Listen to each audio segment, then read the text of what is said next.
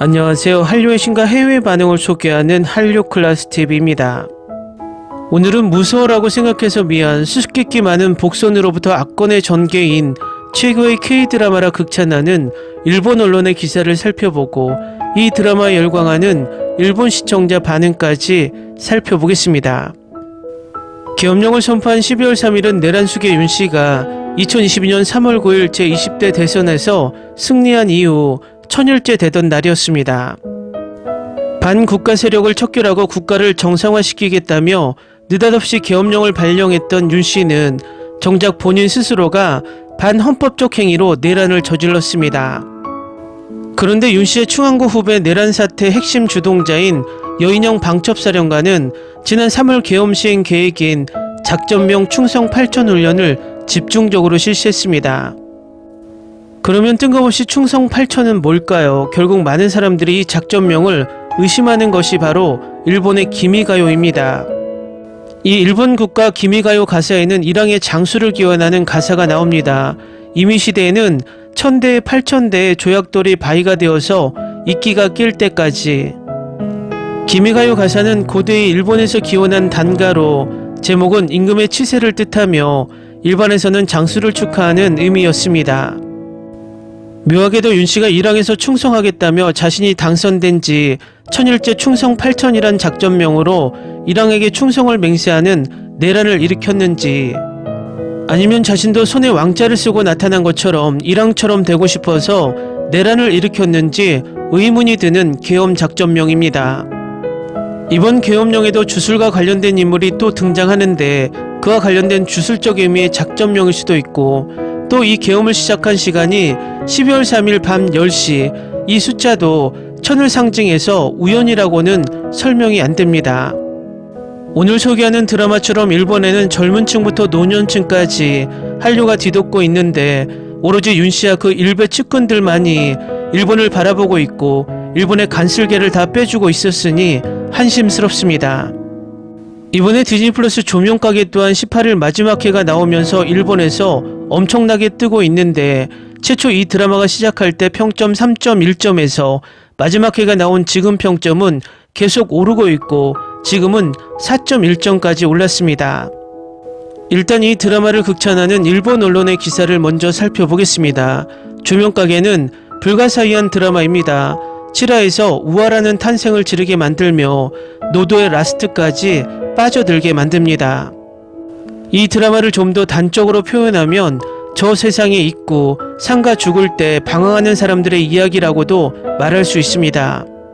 무빙의 세계관과 겹치는 부분이 있을지도 모릅니다. 거기에는 다양한 캐릭터들의 드라마가 있어 복잡하고 치밀하게 그들의 인생에 교착해 최후에는 하나의 이야기로 승화되어 갑니다. 전반적으로 이 드라마는 걸작이거나 그에 가까운 수준입니다. 재밌는 것만큼 감동적인 이야기를 들려줍니다.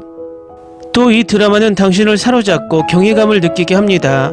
스토리나 영상이나 연기를 위해 시청하든 조명가게는 모든 면에서 기대에 부응합니다. 다음은 조명가게에 열광하는 일본 시청자 반응입니다. 너무 울어서 눈물에 빠졌습니다. 한국판 기묘한 이야기 작품이라고 할까, 계속 보고 있으면 호러지만 전반의 호러 연출도 사랑스러워지기 때문에 이상합니다. 마지막 회가 꽤 좋았습니다. 눈물이 앞을 가려서 댓글을 쓰기도 힘들다. 어쨌든 이건 또 하나의 굉장한 K-드라마.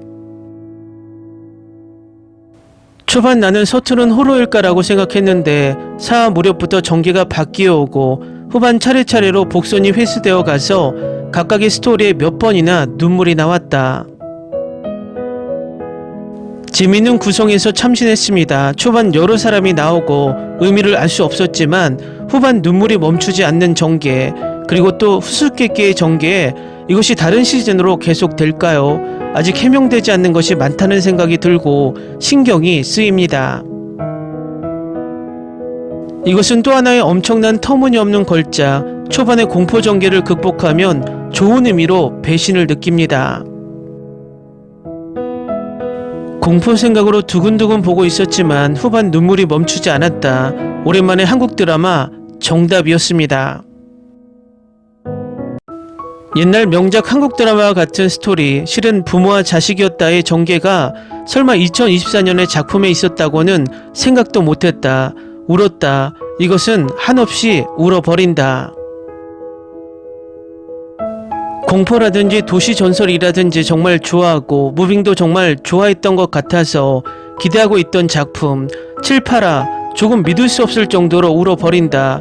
끝난 것도 기쁘다. 그리고 카메오가 호화롭다. 스토리의 연결이 이해할 수 있었고 몰입해버리는 느낌이었습니다. 특히 7, 8화는 폭풍 오열했습니다. 무빙과 상당히 다른 제작 방법이었습니다. 세트나 화면의 아름다움은 마찬가지이며 제작이 대단했습니다. 등장인물의 수수께끼 풀기를 하면서 각각의 짚어가는 진행에 무리가 없고 영상의 설득력을 뒷받침하는 것처럼 느꼈습니다. 이런 영화적인 작품을 드라마로 전달의 시대가 되어 거대한 예산이 붓게 되었기 때문이었고 영화와 드라마의 위치가 상당히 변화했다고 다시 생각했습니다. 처음에는 등장인물을 바꿔 갈라치고 장면의 변화가 빠르고 어떤 이야기인지 잘 이해할 수 없었다. 하지만 화수를 거듭할 때마다 그 신의 의미라든지 이야기의 연결이라든지 선으로 연결되어가는 느낌으로 재미있게 되었다. 마지막 이하 눈물이 멈추지 않는다. 뭐야 이건 또 5점 만점의 K드라마 볼 수 있었어. 보통 드라마가 아닌 것 같아. 이것은 웃음, 공포, 판타지. 전반은 붙잡을 수 없었던 스토리가 후반에 걸친 노도의 복선 회수로 압도된 굉장한 드라마였다. 큰 분위기가 있는 것도 아닌데 굉장히 끌려갔습니다. 모두 보고 끝나고 다시 한번 보고 싶은 작품입니다. 재미있고 깊이 있는 좋아하는 작품이었습니다. 어쩐지 보기 시작하면 굉장히 이야기에 끌려 들어가 빠져서 볼 수밖에 없었다. 휴먼 드라마인데 무섭다. 꽤나 무서워. 호러라고 생각하며 봤는데 휴먼이었다. 복선 회수가 훌륭합니다. 마지막 무빙으로 이어져. 아니 호러인가 휴먼인가 판타지인가. 괴기물이라고 생각했는데 깊은 극상의 휴먼 드라마였습니다. 혹은 울게 하거나 감동시키거나 좀처럼 감정이 복잡한 드라마였습니다. 여러분의 리뷰를 보면 후반 울 수 있다고 하는 의견이 많았기 때문에 보기 시작했습니다만 악기보다 단연 무섭다. 이것은 낮에 보지 않으면 밤에 잠을 자지 못한다. 울음 또한 멈출 수 없다. 처음에는 무슨 이상한 드라마라고 생각하고 있었습니다만 서서히 알고 나서는 이제 계속 신경이 쓰이고 순식간에 최종이었습니다. 엔드 크레딧 뒤가 있어 그 부분은 아직도 의문. 혹시 무빙과 연결될까? 마지막 이하로 틀림없이 휴먼이었다. 이것은 마지막까지 보고 나서 처음으로 돌아가야 한다. 이 드라마의 장점을 잘 말할 수 없는 나의 어휘력을 원망한다. 한마디로 말할 수 없는 장점이었다.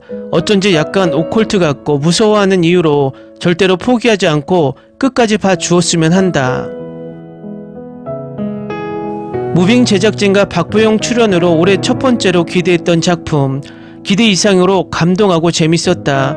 정신병동에도 아침에 와요에서 정다은의 팬이었는데 박보영 또 간호사 역이구나. 전체적으로 재미있고 즐거운 드라마. 내용도 길이도 이 정도가 딱. 처음부터 끌려서 한 번에 봐버렸다. 후반에는 울고 또 계속 울었다.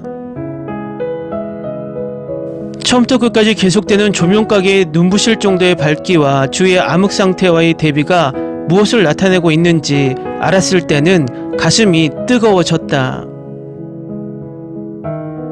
공포에서 인간 드라마로 전환하는 전개는 슬프고 외로운 이야기입니다. 전반은 지금까지 본 호러 작품 중에서 가장 무서웠어요. 하지만 라스트에 걸쳐서 울 수 있는 신도 있고 스토리도 재밌기 때문에 추천이에요. 내가 본 중에서 2024년 넘버원 한국 드라마에 들 정도의 재밌는 작품이었지만 어떤 정보도 주지 않고 보게 하고 싶기 때문에 사람들에게 추천할 때 아무 말도 할 수 없다는 딜레마. 각본가의 머릿속에 있는 장대한 드라마를 꼭 다시 보고 싶다. 연기 훌륭했다. 아버지와 딸, 그걸 알고 너무 울었어요. 한국 디즈니 사상 최고 걸작 한국 드라마 무빙의 각본가의 신작입니다. 최고. 차분한 공포 맛의 분위기가 있기 때문에 처음에는 매우 무서웠다. 익숙해지면 괜찮습니다. 공포가 약하기 때문에 도중에까지 시청을 후회했습니다. 하지만 스토리가 진행됨에 따라 신경에 닿는 소리와 공포라고 생각했던 부분이 다르게 보입니다. 감동했습니다. 매우 신기한 체험을 한 여운이 남는 드라마. 처음에는 호러 요소가 강해 인물의 시점도 바뀌는 인상. 하지만 완전히 달라 보이는 곳이 굉장하다.